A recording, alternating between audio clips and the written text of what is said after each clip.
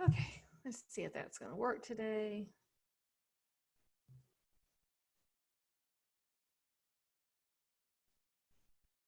There they are. Hello, friends. Good morning. Let's see. All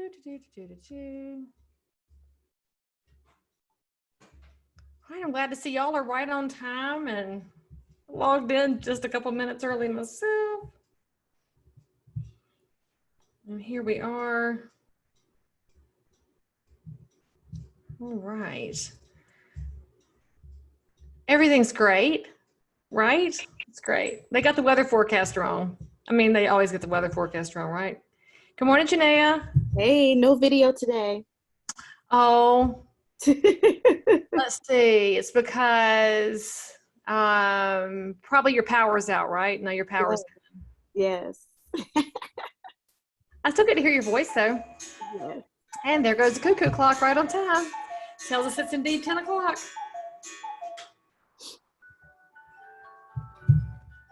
So y'all get such a glimpse into my house here. So just a reminder. I'm mad I missed your, Say again? I said I'm mad that I missed your hymn Facebook Live where you all were singing hymns. You know, I have done that now for several weeks, and they're all on my Facebook page if you need to go listen to the old stuff. But Lord, I was not in good voice yesterday. I couldn't get my piano skills going because, you know, some days it's good and some days it's not. But we still make a joyful noise because it was Easter. Right. Good stuff. So it's 10 o'clock, and I guess we'll go ahead and get started. Sounds great. So welcome once again for those who are returning. Welcome back. And for those who are joining us for the first week, you are in for a treat.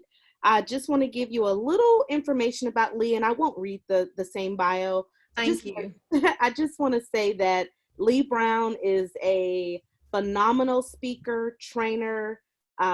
She has over 20 years of experience as a realtor. She believes in the realtor R, and she's going to just share with us how we can continue to be the resource. And I want to say real quick that last week after your session, several people took action and they saw results from what you shared with us. And so I'm definitely looking forward to today's session and next week's session. So welcome everybody, and welcome Leigh Brown. Thank you, friend. And you know that does more for me than anything you can possibly tell me, is that if there's somebody that took action and it was fruitful, that makes everything worthwhile. So thank you for letting me know that. And I said it last week, I'll say it again. Thank you for your leadership. This is not what you thought your year was going to look like. So I appreciate that you're powering through with a smile, which is what we do in real estate and such you do in leadership. And frankly, I think we're going to see a lot of really amazing results come out of a situation like this, right? So it's what you do with the time. Tiny bit of housekeeping, just a reminder that if you want to talk to me amongst yourselves, just give amens or thank yous or hey, I'm from here in the chat block. Make sure that you change your default. It's currently set at all panelists. Change it to all panelists and attendees. Otherwise, you're just talking to me and Janaea, and we love you. We're glad to talk to you, but if you want other people to hear your amazing pearls, change it to all panelists and attendees. If you have a question you want to ask, put it in the Q&A block so I don't miss it. And that way I can try and answer as we go. So just a quick recap for those of y'all that weren't logged in last week. There, of course, is a recording available if you just need to request it. There's all kinds of information at the Cobb County Association website, so don't forget that. And basically the gist of last week was figuring out how do we better encapsulate to the public what we do? Why do we want to be known as essential? What parts of our jobs are essential? What do realtors do? We do so much more than unlock doors and sell houses. And if you recall, the way I think we should be framing ourselves is that we are professional problem solvers. And right now is the best time in the world for us, because that's all we're doing all day, every day right now, is solving different kinds of problems, different counties, different municipalities, managing CDC guidelines, being smart for our communities, being smart for ourselves, and still figuring out how to help people when they're in housing need space, because housing itself is healthcare. It's just the way that we approach it has to be consistent and make sense. So we talked about ways that you can start getting back in front of people in a way that's going to take advantage of the technology that we have, thinking about how we can be better realtors for the future out of the tools that we have. So we're going to jump in today. So last week was hashtag Be the Realtor, talking about who realtors are, what we do. This week, we're going to talk about hashtag Be the Resource. And I mentioned last week, this is the hashtag I'm trying to focus on right now, because you're probably like me. The people that you know that have housing needs, they're like, what can I do? What's available? They don't really know what they don't know, because the information right now is coming at such a fire hose speed. It's almost impossible to keep up with. And of course, anything that you hear, you might see a headline. And if you're not a person who clicks and reads the whole story, you're getting filtered pieces of information, you're getting misinformation, and it's really a hot mess. So I want you to think about what that means to the people we serve and to each other. The first thing I'll tell you is that I love y'all, and y'all better be on a very limited diet of mainstream media right now. And I don't care which flavor you like. If you watch too much of the national news, all it's going to do is take your blood pressure up and your panic levels up. You're going to get confused, lost, and scared, and that ain't helping nobody. We as realtors, we are known for being super optimistic, upbeat, positive people. And frankly, that's why a lot of us are having a hard time being at home, because we're used to being with each other. We hug each other, we smile at each other, we lift each other up. And that's really hard in a separated space. And it's made even harder when you take being away from your clients, your sphere, your other realtors, and put on top of that this nonstop panic fest that's out there. And so you should be on a limited diet. And what I'll tell you is this: your clients and family and friends, they have already put themselves on limited diet of this stuff, because they're figuring out that this is just something you can't stare at all day, every day, and then feel like the world's ever going to be normal again. So when people turn off the news, where do they get information? And you know the answer to this, right?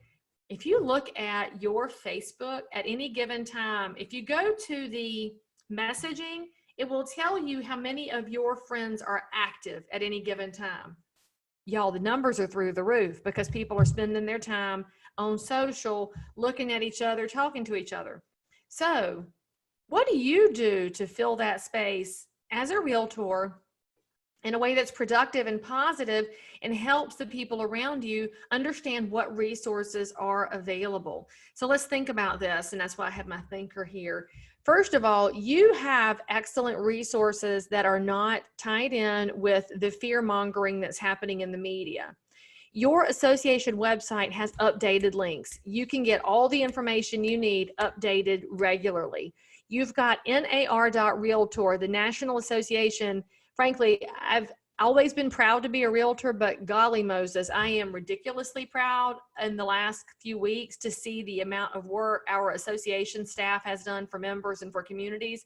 So if you go to NAR.Realtor, you can find the updated resources. They're updating links all the time.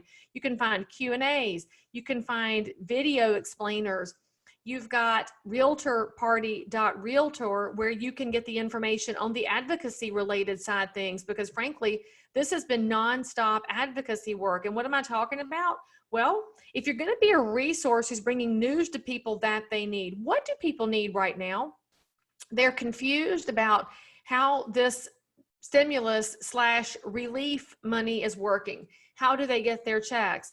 Well, how many of y'all have looked at the information, read the Q&As, and made a small video and said, if you're curious about the stimulus/relief money, and by the way, I call it stimulus relief because it's really relief money. It's not stimulus money. This is not the same thing as the last recession, but it's being called both things out there. So think about what people are saying. So I'm calling it stimulus/relief money.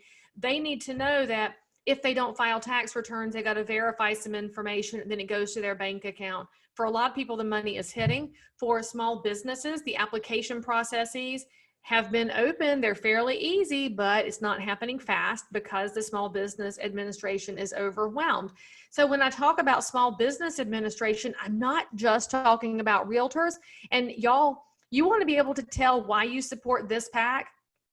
It's the fact that we have helped small businesses of all shapes, sizes, and colors, because when we got help going for independent contractors includes landscapers, hairdressers, nail techs. It includes contractors, the dude who moves dirt in your yard, the gravel guy. I mean, think about all the different small businesses around you. So if you're going to be the resource, the first thing you got to do is go get the information. If you are on the Cobb County website or any other Georgia association, if any of y'all logged in, hey friends, you need to call your staff, ask questions of your government affairs director. Oh, thank you, Barry. Exactly. The GAR website's fully updated as well. Go read this stuff. If it just totally glazed you over because it's just too much accountancy kind of talk and not your jam, call your government affairs staff and ask. They will walk you through exactly what it means. Once you've got the light bulb clicking, that's where you start making some phone calls to your vendor list. Don't forget that our vendors are not just partners in helping us get houses on the market to get them sold. They should also be remembered that they're neighbors in our community and they're fellow small business owners. So what happens when you start calling down your vendor list? Hey, did you apply? Hey, did you apply? Hey, did you apply? You might get yes, yes, yes, yes, yes. And then you're going to get a, what are you talking about? Oh man, did you know that you're probably qualified for the small business money? I mean, you should probably go check it out. I'll send you the link where you think about what your job is to say, we're all in this together and how can I help keep other people afloat? The thing is, you may not have a sale right now and you may be panicked about your commission dollars. And I get that because this market is very weird. I've decided to call it the great unknown. So what's going to happen is if you find a way to help somebody else, it's going to help you get out of the pit of despair for a minute. And when we come to the other side of this, and I can't say this enough, there's another side to this. The pandemic will end. We will go back to life and things might be different in some regard for some time frame. It doesn't matter. We will see things go back to normal. And so the things that you do right now to help other people are going to change what people think of you on the other side of this. If they're like, you know what? She called me and got me to apply for money and she didn't even ask me if I was doing anything with real estate and I'm selling the house. You bet your darn tootin' that's who I'm calling. And so I want you to think about what you share, how you share it, and also remember that there are people in your sphere and in your community and in your family and in your Facebook friends list who haven't had a drop of money now in 3 to 4 weeks because they were service workers, their small businesses are shut down, and they are thinking, great, $1,200 for this relief package doesn't do squat for me. They can't make the house payment. They can't make the car payment. They don't know what to do. And this is where you reaching out becomes, I just want to check on you. Are you good? I mean, because, you know, in real estate, you know, we got nothing over here right now. So I'm just checking on anybody I can think of. If somebody is vulnerable enough to admit to you that their financial situation is bad, this is when you get to be that resource who says, yeah, what kind of loan do you have? FHA, great. HUD doesn't want your house. And you've got to be that person who's going to take to them the places they can go for help, that you're going to say, okay, great. I need you to call your bank. I want you to ask them, is there any help available? If I skip payments, what happens to my credit? If I skip a payment, does it get added to the end of my loan or does it become due in 6 months? Teach your clients to ask good questions because that's what being a resource is. Being the resource is not hammering to people, you must, you must, you must. As realtors, we're kind of known for being know-it-alls and kind of being bossy sometimes, all the time. When we go to list a house and you tell them how to prep it for the market and you're kind of aggressive about cleaning it up. Right now, it's not the time for that particular version of you. This is the version of you that is the kind that nurtures the relationships and says, if you've got questions, I've got a Q&A, and y'all, almost everything on the realtor websites, on nar.realtor, Georgia Realtors, Cobb County, wherever you're getting your realtor stuff, if it's association related, is designed to be shared. Send those things to the clients that need it and be the person who says, here's a Q&A. And I know this sounds kind of boring and basic, and it's not really the kind of stuff realtors tend to talk about, right? You've been told all this time to talk about Ford, family, occupation, recreation, and dreams. The phone calls you make right now are going to be a little different because your clients may be entirely sick of their families. They don't really have work that they're interested in. If they're working from home, they're over Zoom right now. If they're not able to work, they're panicked about it. Recreation has been put at a shutdown because a lot of us can't do the fun things we're used to doing. And dreams, the only dream people have is getting to the other side of this. So I'm telling you, you have to learn how to shift your conversations to the times that we're in and let people lead you, right? So if they need you to be chipper and talk about the fun things, the walk that you had, you saw a lizard and a hoppy toad, and woo, then talk about that. But if you call them and you can tell they're in an odd space, figure out where you can share resources with them. And if there was ever a time when you need to change what RDR means, which we always have said that's realtors don't read, and I get it because you're getting 20 emails a day from different resources, whether it's your affiliate groups or it's NAR, it's Georgia Real, it's everything, Riz Media, Inman, it's nonstop, and you kind of skim it and go. We got to change that to RDR, realtors do read, because right now you need to get the information and get yourself fully in tune, simply because we are in the great unknown and we don't know if we're going to start to see some opening in May, which I'm really hopeful it's no later than that. But if it's later, it's going to be more challenging. So the more you learn now, the more you can help everybody as we go. So in thinking about that resource piece and how do you build the space that's going to be sustainable over time, you're going to have to build a schedule. Okay, so don't throw up on me at this and don't tell me, Leigh Brown, I don't have a schedule right now because my life is upended. Yeah, I get it. That's my family calendar. So that's the one that lives on my refrigerator. And everybody in my house have a different color. I'm pink, Steve's blue, Cora's green, Timmy's orange, right? So we go through and we fill everybody in so we know who's got music lessons and who's got baseball and where are my races and where are the haircuts and stuff like that. So obviously I don't put my work calendar on there except for travel. So there's no travel for me right now.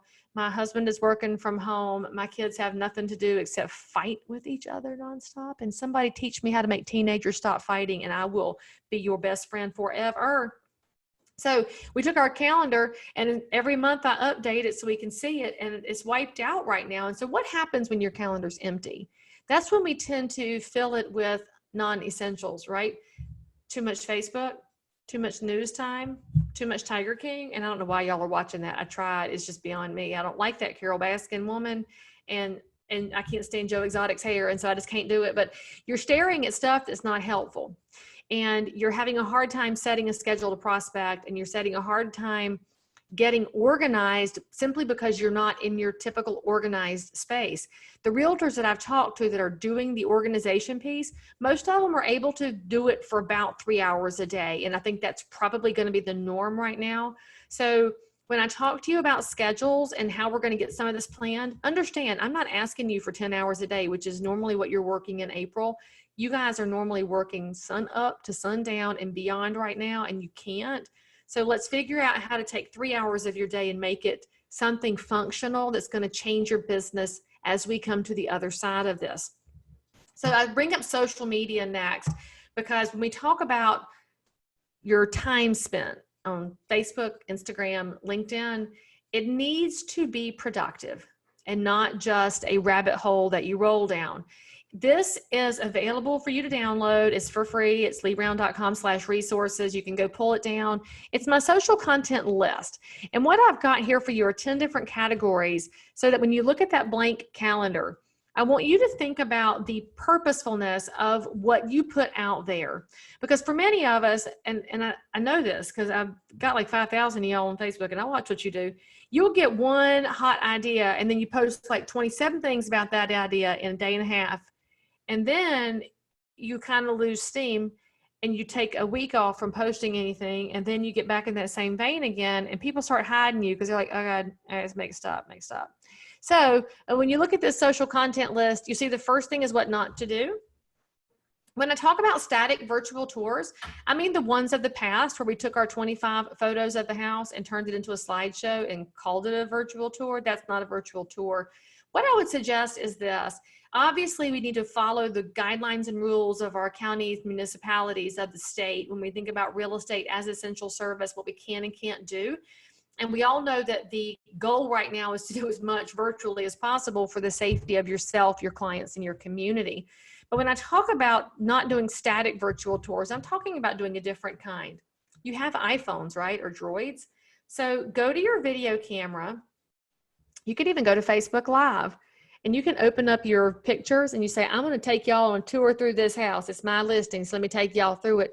Now look at this picture on your screen. You see that? That's the front door. Let me tell you about that front door. It's big enough to get a chair on the front porch, because y'all know how some of these new builds, like the front porch is like a foot wide. You can't put a chair there. That's one of my favorite things to tell people, like, look, you can put a chair here, woo, and start walking them through the house.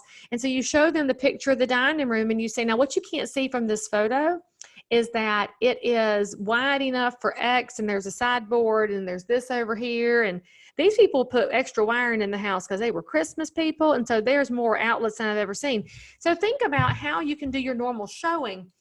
And it's the way y'all typically walk through the house, right? I've been with so many realtors that walk in the door. They're like, okay, I can't wait to show you this. And then you go scoot over and show them this, and you show them this, and you say, picture this. And you show the houses in this really vibrant, living way that photos never can do.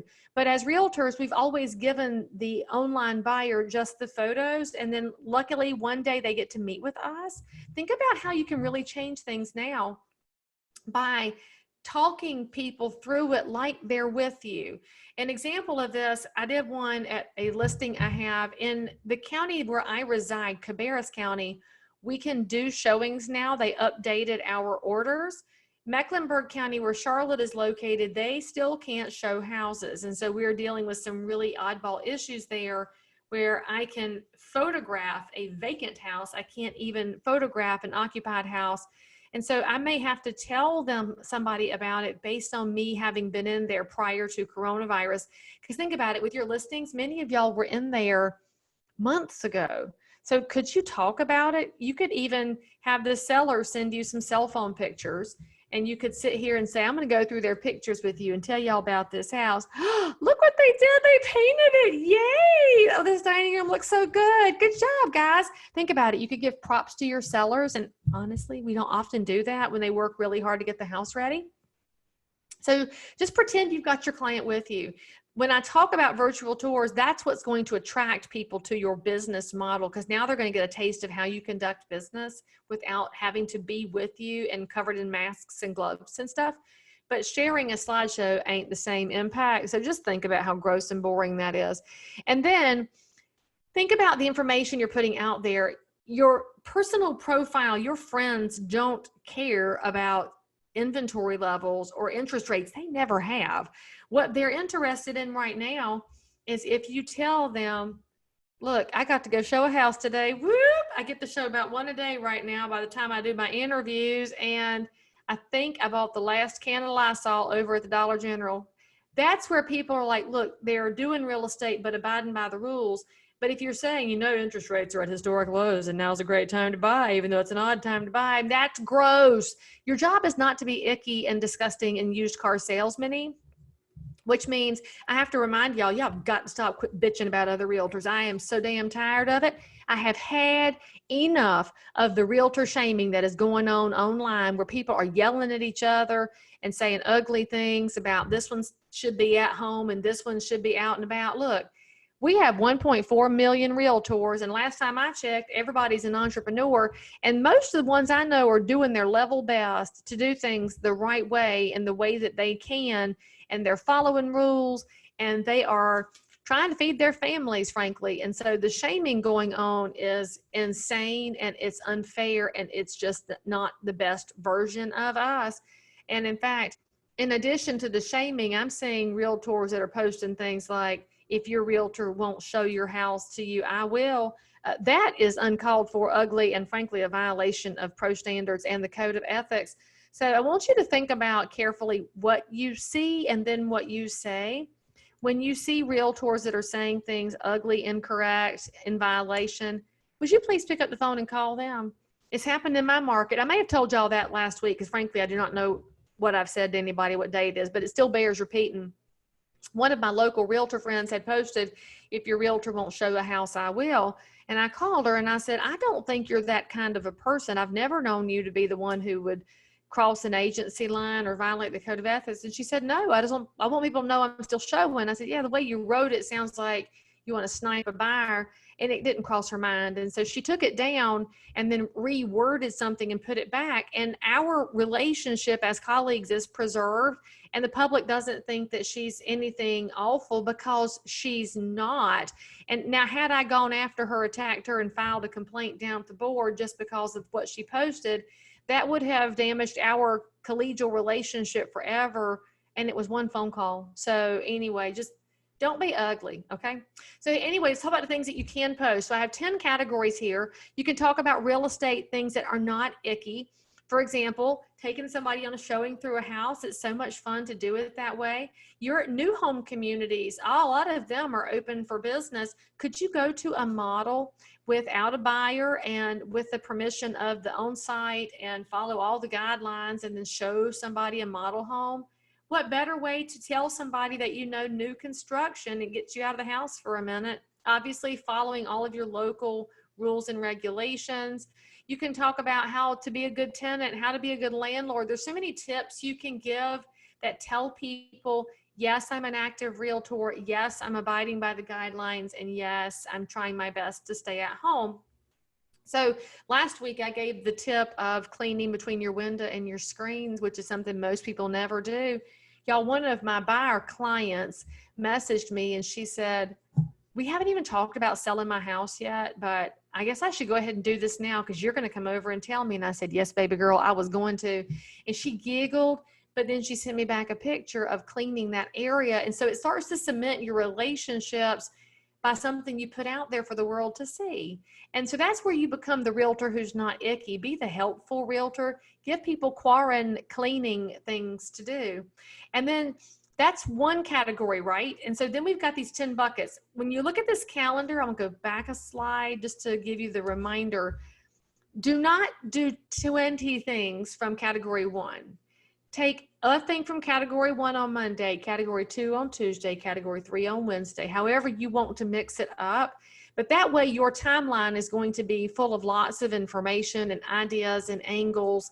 So it won't make you boring. It won't make anybody hide you. And frankly, the more interesting you are and the more helpful, people start sharing your stuff and commenting on your stuff and liking your stuff. And when they do that, all of these platforms reward you with higher rankings and more people will see your stuff.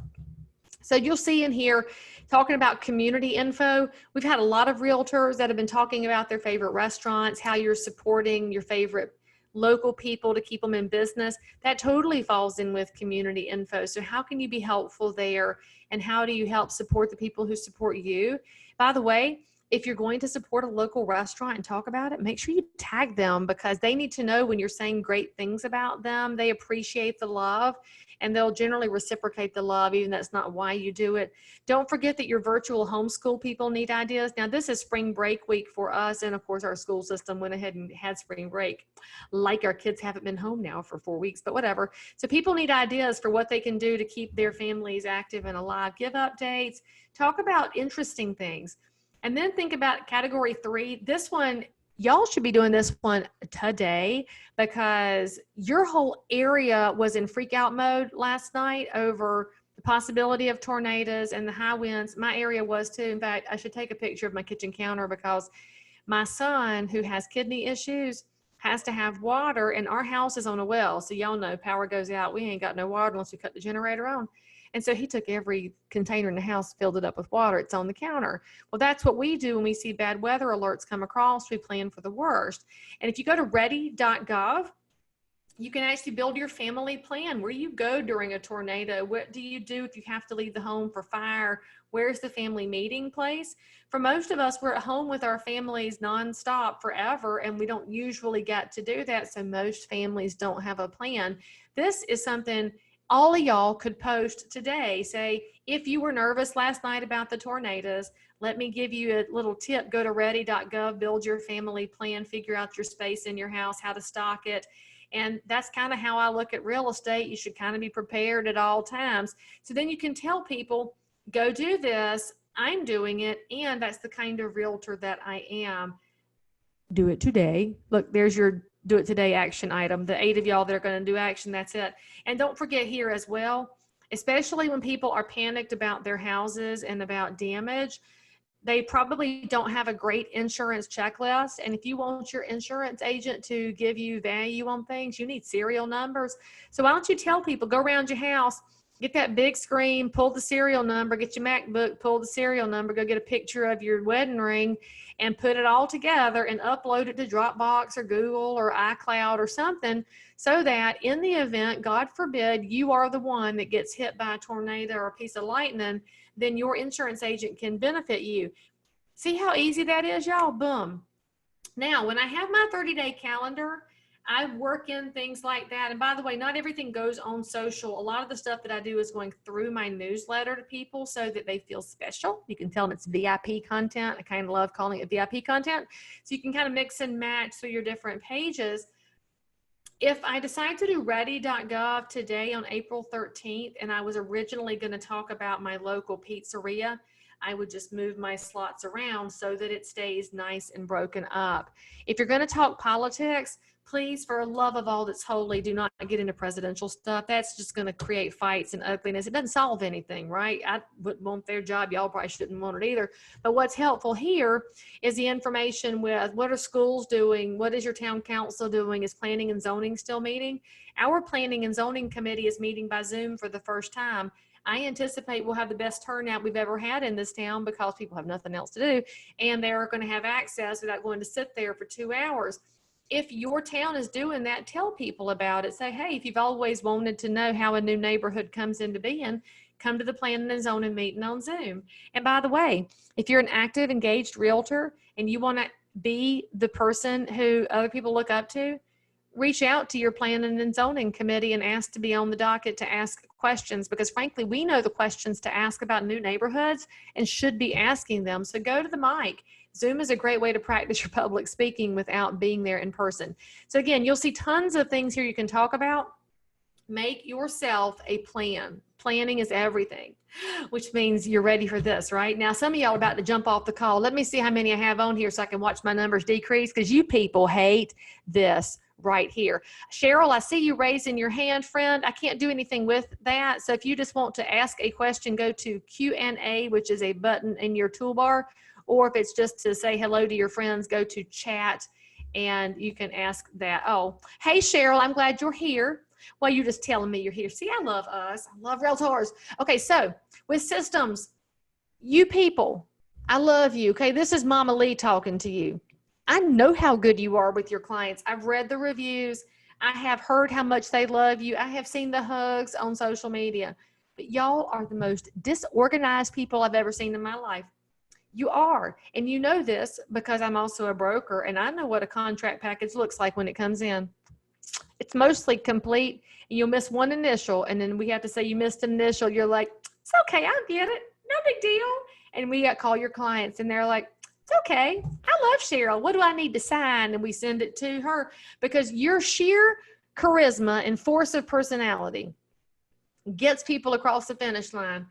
And then you know as well as I do, you have lost people by jotting their information down on the back of this piece of paper, which was laying on my table. And look, I'm going to prove to y'all that I'm a realtor. See, it starts with some outline, and then I've got notes in the margin, inside, upside down. On the back side, it's in 2 different directions on the back where I'm writing notes to myself.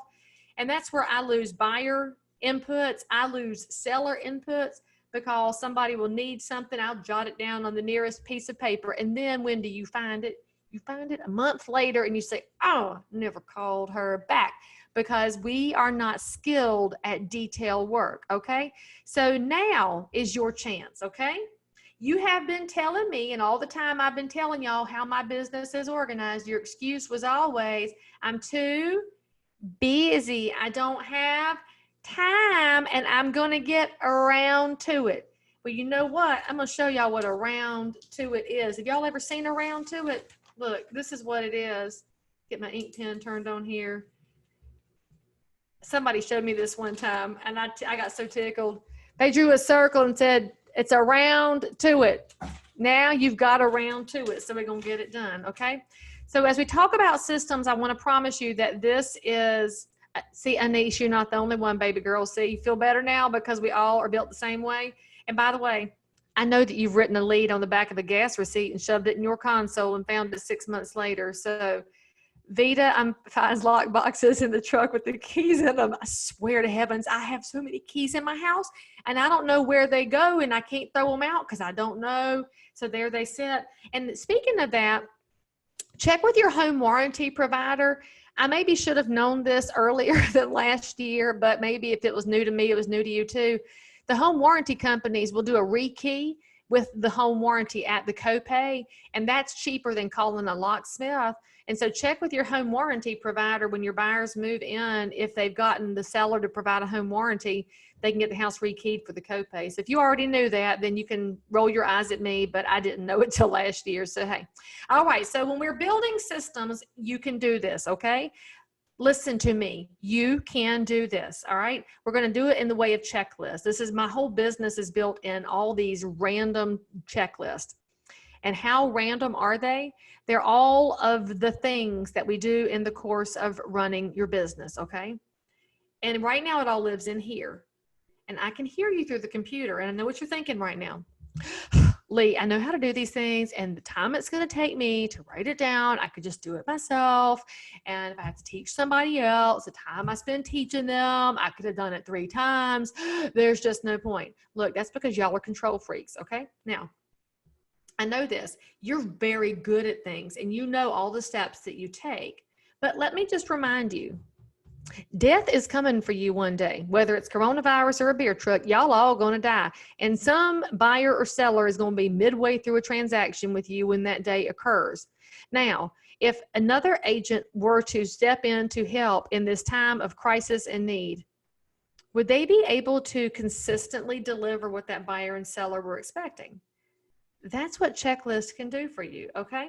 So we're going to build one together. So get your ink pens and your paper out. Those of y'all that are on devices, I guess you could try to get your little fat finger across the screen. I don't know how you do that. I need ink pens and paper. And we're going to build a checklist together. This is how easy it is because you got to chunk your business down into tiny things. You're not going to do all the things I do for a listing because that would be way too many things. You'll get distracted. You won't get it done. Same thing with buyers. So we're going to start with one of the chunks that we do on a regular basis. Adjusting the price on the listing, because this is likely to happen. If this shutdown goes any longer, we're likely to see some price adjustments happening in the market. So when we adjust the price on the listing, what's the first thing we do? The first thing you do is you know it needs adjusting, so you acknowledge it, right? So it's kind of like a 12-step program. And you know this, some of y'all, you know it the day you list a house, you're like, we're on the top end of the range, but I feel like we've overshot, but here we are, right?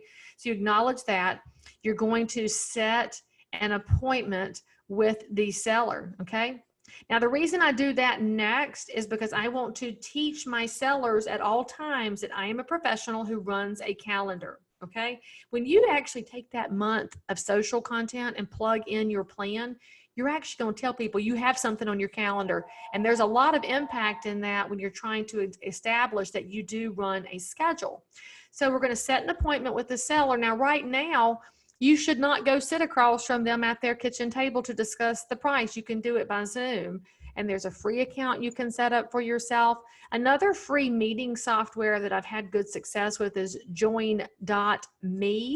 And it's also very intuitive and simple to use. And you're going to tell the seller, I'd like for us to chat a little bit about your house, about the price, about our strategy. I always kind of lump it into everything else because if they know you just want to talk price, they're going to hide from you. And you're going to say, I need maybe 15, 20 minutes of your time by video conference. You can do it on your mobile phone, your iPad, your computer, whatever. I could meet you today I could meet you at 2:30, or we could do it first thing tomorrow at 8 a.m.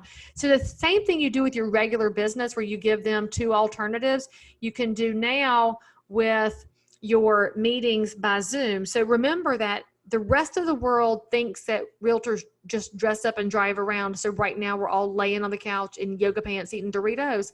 You need to teach them that you're still working. So I'm having virtual meetings. So seller friend, these are my 2 options. They're going to pick one.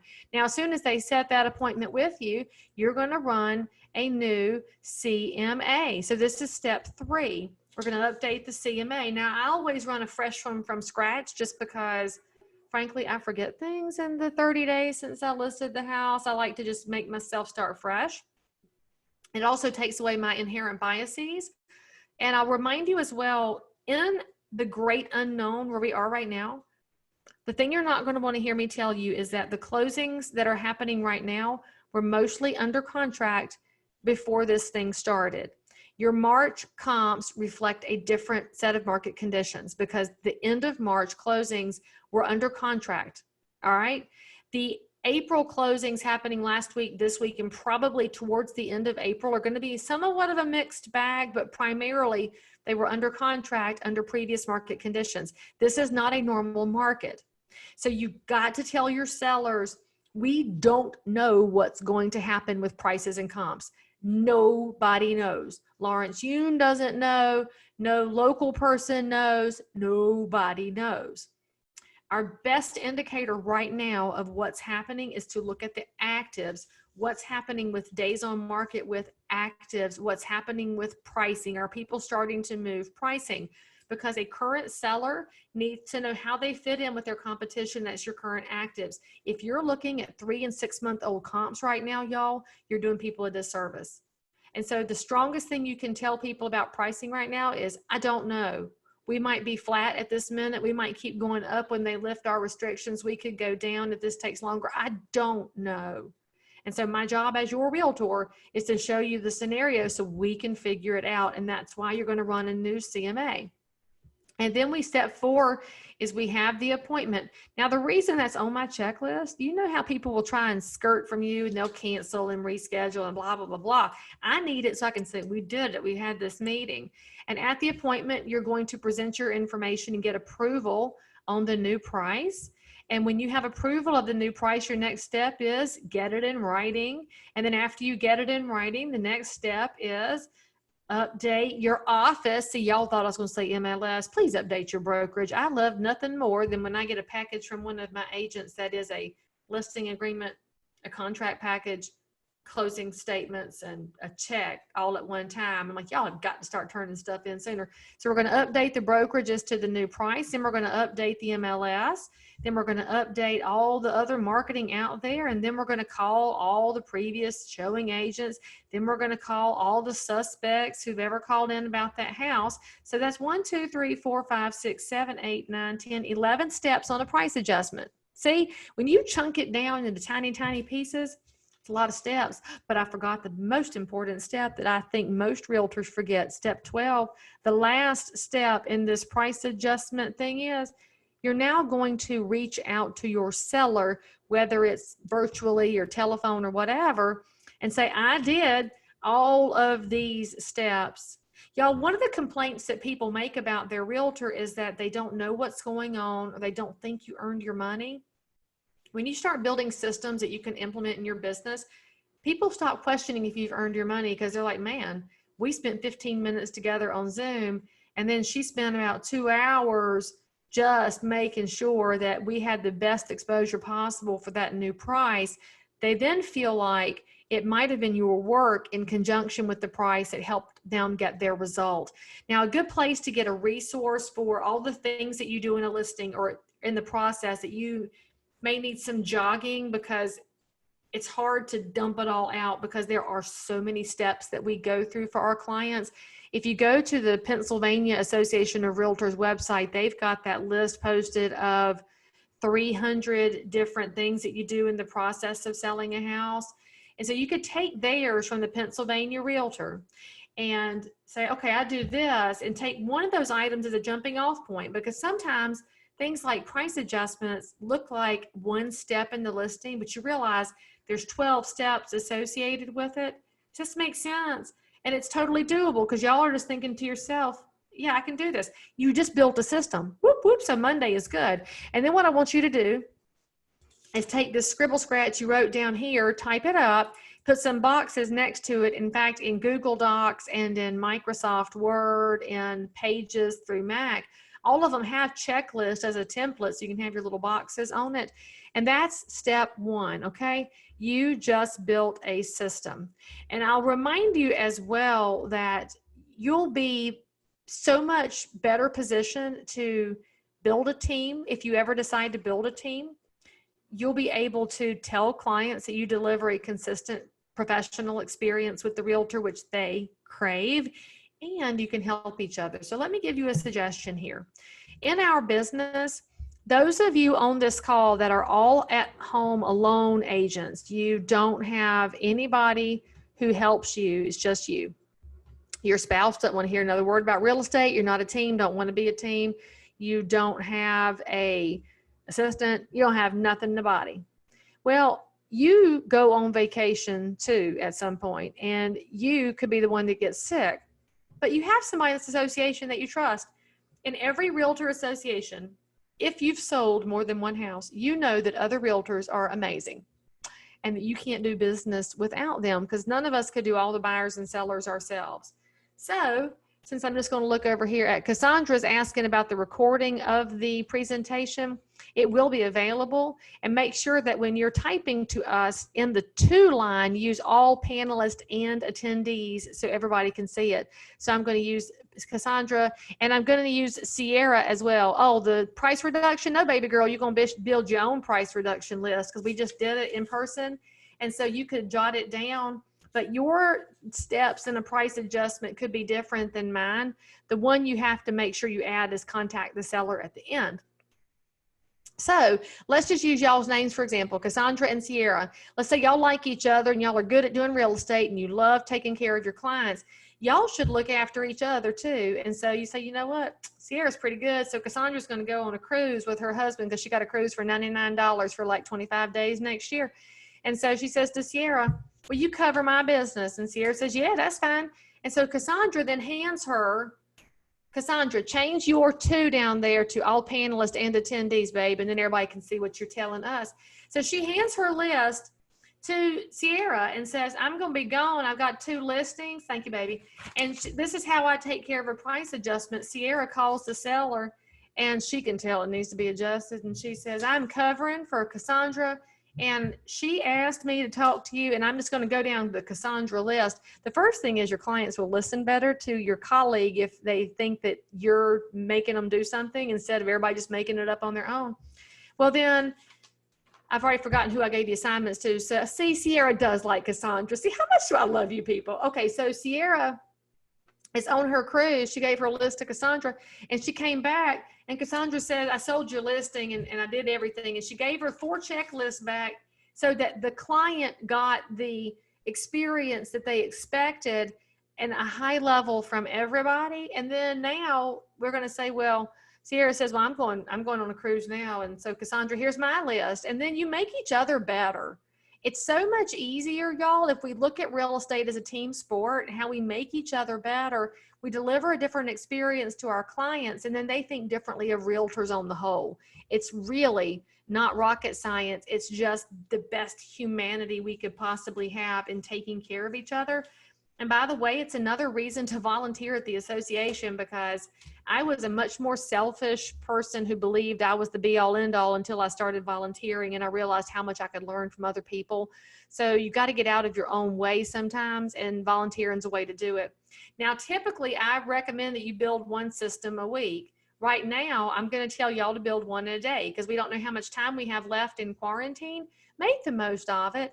And I didn't change my slide because I didn't change the slide. So normally it's 1 a week, but do 1 a day. And I call them SOPs in my business, standard operating procedures. It's just how I do things. Since I do have a small team and I run a brokerage, this way, when somebody calls for Leigh Brown, but they get to work with one of my buyer agents or one of my listing agents, they're still going to get the Leigh Brown experience, because all of the steps are going to be followed.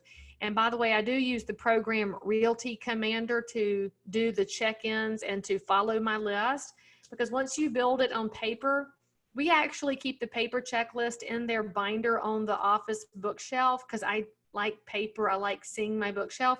But we also do it virtually, so we have the calendar reminders, and Realty Commander is pretty cheap, and that's why I use it for that. So think about what you can build, and again, use one of the master checklists.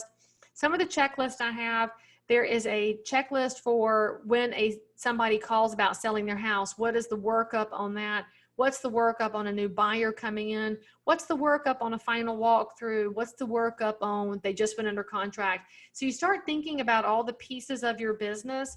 You can really get yourself turned into an actual business owner right now. And I'm remiss if I don't remind y'all every single chance I have to go to financialwellness.realtor. We talked about this last week a little because it's a great way to get spreadsheets for working with investors. But what you'll see here is that you can say, well, if I'm doing a checklist for a new buyer coming into my business, and I want to talk to every new buyer, not just about primary residence, but about the possibility of becoming a future investor, because that should be every time you meet with somebody, you should talk about both sides. This can help you build out some of the questions for investors that are different than questions for primaries. And of course, being organized in your business means being very focused and really thinking about where your commission dollars go when they come in.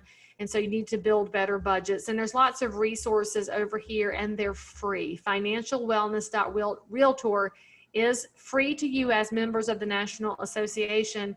And again, this was the brainchild of our president in 2017, Bill Brown. Bill's goal being, how do we help realtors become more financially stable over time so that you can survive downturns like this?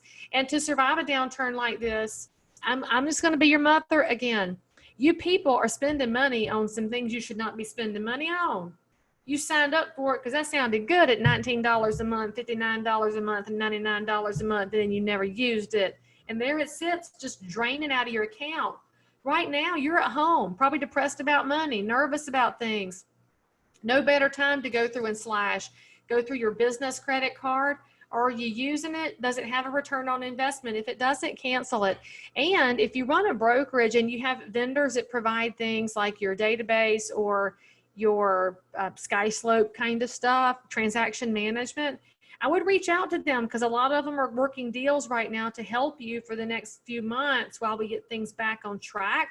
So think about how you can ask vendors for a break, but you got to pay attention. The reason I have my girl cutting up her credit card here is that for many of y'all, Amazon Prime is your biggest boondoggle. You know your credit card by heart, all 16 digits and the expiration date and the code. And if you know all of that, it's very easy for you to just go click, click, buy, click, buy, click, buy. So about the time I memorize all the numbers, that's when I want to cancel the card. And the credit card company will send me a fresh one right away because they would like me to keep spending with them. But if I have to memorize a new number, it's going to slow my roll. And that's half the battle. If you think about some of the purchases you're making, you won't make them. And this is where you got to get really specific about where you spending money in real estate. What makes sense right now? So let's think about cleaning your database up. Your database from Bruce. Oh, hey Bruce, how are you? If you have a question, jump in chat or Q&A. I can't do anything with raised hands, but if you're in chat, make sure that your default is 2 panelists and attendees so everybody can benefit. So with your database, many of you are hoarders. Frankly, that's what you do. You gather up names and email addresses and phone numbers, and you say, woo, I've got 8,000 people in my database. Yeah, but they don't know you from Adam. They don't have relationship with you, and they don't have trust with you. So let's do some spring cleaning, okay? And this is going to be tricky, and it's going to hurt your feelings a little bit with what I'm about to tell you. So hopefully you're ready here. Oh, Bruce is just backing me up on canceling the credit card. So I want you to stop thinking about leads as leads. Stop thinking about sphere of influence as sphere of influence. And I want you to think instead about how we can love our people. Because all of this goes into how we get known as a realtor. What kind of a resource are you right now? And how we deepen the relationships. The problem a lot of us have is that about the time you get busy in real estate, and those of y'all that are on the webinar who aren't like super busy yet, your day's coming, okay? It starts to happen around year 5, your phone starts to ring, but by year 10, it rings whether you do anything or not. And so the question is, to build that kind of repeat business over time, to build the phone calls coming in, how are you deepening the relationship? And the busier you get, the less focused you are on the relationship that goes with this, and you do more of this. And the more you do of this, the less you're doing of this, which means the less deep your relationships go. Y'all, we have to do this. And in fact, we're learning some really great new habits and new practices during the quarantine time that I pray will continue afterward. The time we're spending paying more attention to each other is going to pay off. So when I tell you to love your people, and I told you I was going to hurt your feelings, 8,000 people in your database, not your people. 1,000 people, not your people. Your people are the ones that you're in the grocery store right now. And y'all, this picture to me is so funny because now it feels out of date because they're standing way too close to each other. There's no masks to be seen and there's no plexiglass. It's kind of hilarious. There's still some fresh food being purchased there. But anyway, if you're in the grocery store right now during coronavirus and you don't have a mask on, and you just finished working out, you're sweaty, you did a private walk by yourself, you don't smell good, you ain't wearing a mask, you just need a gallon of milk, you're going to come in and get out, your people will walk over to you and speak to you anyway. Your people are not going to shun you and say, no, you're evil. Your people are the ones that forgive your flaws. They love your humanity. They know you. They know you were out walking because you had to get out of the house. They know that you've got to get the almond milk because y'all are lactose intolerant. They know you and you know them. There's research done by a British psychologist, and this goes back to the 90s. They've updated this research every year, and obviously his name is Dunbar because it's called Dunbar's number. So he did research based on the human brain and brain bandwidth and your ability to focus. How many relationships can you manage? And so the number is on, obviously it's a scale of 100 to 200, but let's call it 150. That's your people. Now, if you want to know who they are, think about your time in quarantine. Who is it that you want to invite over the minute we're allowed to have gatherings again? And you say, you know what, I want to have 8 people over for a backyard cookout. Those 8 people that you call for round one, they're in your 150. The next 8 also in your 150. If y'all would look at your database and your contacts, you'll start scrolling through like, you ain't coming to my house. Never invite you. Nope. Don't even know who you are. That's not your people. And I don't know why in real estate for all these years we've acted like that's your sphere of influence. You're not influencing them. The ones you influence are the ones that really value your opinion and you know them. So think about this group of people. Notice what they're not staring at. They're not staring at devices. They're looking at each other. So I want you to start planning ahead, okay? Maybe they're going to loosen up our economy a little in May. I think it's going to be a gradual process. By June, I think we'll be able to have people over for a backyard cookout. You probably still won't sit too close to them because you'll still be thinking about it, but we're going to manage this here. So who are you going to invite over? And then I want you to schedule something. Maybe it's June 10th. You're going to have over 10 friends for a backyard cookout. You can reschedule it if you have to, but how much easier is it going to be to get through quarantine if you know there's another side to it? All right, I can't say that enough. This will end. Give yourself something to look forward to. Give your friends and your past clients something to look forward to. And then remember that every time we have these conversations and we have these interactions, you build your real estate business. The number is that 1/3 of the public every year does something related to real estate, whether it's buying, selling, refinancing, carpet paint, landscaping. They're doing things, which means that you as a real estate person have space in their general environment that you could be benefiting them. Jen is mentioning yes, I'm told you, let's see. Oh, Jen, see, y'all, seriously, it would help the whole world out. Down here in the to block in your chat, hit that pull down arrow and put into all panelists and attendees, and then everybody can benefit from your question. Jen Tolley is asking about the list. As I mentioned, there's one on the Pennsylvania Association of Realtors website. It's actually on a lot of association websites. Theirs happens to be the easiest one to find and use. So Jen, take theirs, use it with their blessing and love, and build your own. And then seriously, y'all, you're going to do a couple of things today. Well, you're doing several things today. The first one is you're canceling the credit card if you know all numbers, and just tell them you lost it at the Home Depot and were afraid to pick it up because they were people without gloves on or something. The second thing you're going to do today is go through and put your calendar in place and start talking about ready.gov because it's pertinent to your sphere today. And the third thing I want you to do is set a date in June when you can have a few people over. You could even meet them at a local brewery if you don't want to have them at your house. Set something up so that there is a goal on the other side of this. Now, as you're talking to people, your 150 should be these kind of conversations. Now, you're going to think, Leigh, I'm not going to ask my 150 if they want my emails, because of course they do. Yeah, they don't. So when you call your 150, one of those is your very best past client who sends you 1,000 referrals and you love her so much. So when you call her, you're like, hey, what you doing, girl? So I made a cake yesterday. You want me to bring you some leftovers? Because these are people that you would still probably interact with at the end of the driveway during coronavirus. Your other 8,000, you're not going anywhere near their house because you don't know how they live. But you would call her and say, hey, I actually made a lemon raspberry cake yesterday. It's real good. So I would call her and say, do you want a piece? And she'd say, yes. And so I'd take it to her driveway and say, listen, I send these email newsletters out. Do you want me to send them to you? Your 150 will say to you, please don't send me that crap. And you'll say, what? It's not crap. It's amazing information about lead-based paint and radon gas. And she'll say, you send out the most boring stuff ever. And I'll say, all right, then. So what should I be sending out? Because y'all, your 150 are going to be honest with you. Why? Because they love you and they want you to be successful. So if you say, well, I mean, what should I be putting in it? And she says, look, why don't you put out this recipe for that lemon raspberry cake instead of sending out lead-based paint information? You say, point taken, put that into your newsletters. And now remember that if your 150 who love and trust you the most, if they want what you're sending, you know who else wants it?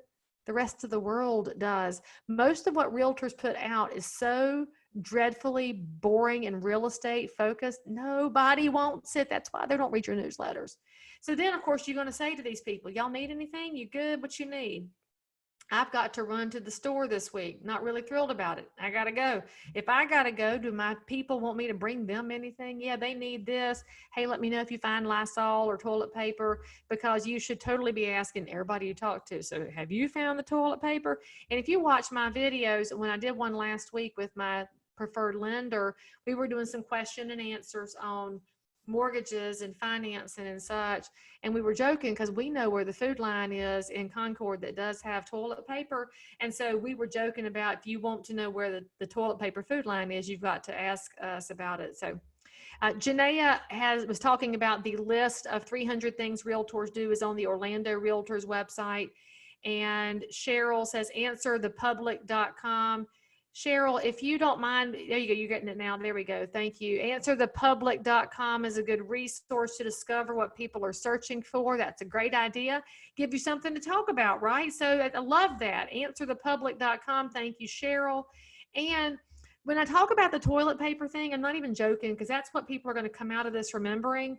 So just be topical and be on point with them. And of course, I've run us just a couple minutes past our hour because I was jumping in and out. So yeah, Barry is awesome, Cassandra. Thank you. So Barry, thank you for setting this up and for making sure that us realtors can look out for each other. So as Janaea has pointed out, the Orlando Realtors do have that list of all the things we do to sell a house. Pennsylvania Realtors has it. Take it, make your own version, and start building your checklist based on that, because the public needs to know that when they hire us, we work our tails off for what we do. Now, my social media list and all of the stuff right here, you can download tons of things at learnwithleigh.com, or you can text the word kicktail to 555-888. As I've mentioned last week, it's all the stuff from all the classes I teach. It's not necessarily specific to this, but hey, download it, enjoy it, and offering it, because that's how we roll. And if you need anything, I'm on social media. I answer all my own stuff. It might take me a hot minute to get back to you. So just follow, take it. And I mentioned it last week, and I'll tell it over and over. In Realtor World, we talk about R&D, and that is not research and development. That is rip off and duplicate. So if you see something you can use, go get it knocked out. Thank you, Margie Medlin. You're right. Right now, there's no better time for y'all to get your designations. Go to CRS.com. There are over 90 free webinars. Y'all can get that CRS done. Margie can answer any questions you have. So can Phyllis Graham and Amy McCoy, who had a beautiful singing thing yesterday on Facebook. Go look at Amy McCoy, celebrate your other realtor friends and what they're doing to elevate people. And at NAR, there are discounted certifications and designations. So go take advantage of it. When I talk about the schedule and building systems for your clients, I'm remiss if I don't remind y'all to take care of yourselves and your professional development as well. So why don't you schedule an hour a day from here until the end of this drama when you can go pick up some pearls and take care of yourself. So I love y'all. I appreciate you taking the time out today. I'm glad you're safe from the tornadoes. And if I don't see y'all post a bunch of ready.gov things today, I'm going to take it personally and I'm probably going to cry. And by the way, reach out to your volunteer leadership. I'm grateful for people like Janaea who are willing to bring their cheerfulness and smarts to all of us in the way of volunteering. If you want to be involved in volunteer leadership, something tells me she can find a job for you. So with that being said, I'll see y'all next week. Janaea, you need to tell them anything else? No, thank you so much, Leigh, and we look forward to seeing you all again next week. All right, people, go do something positive with your time. I love y'all, and I'll see you next time.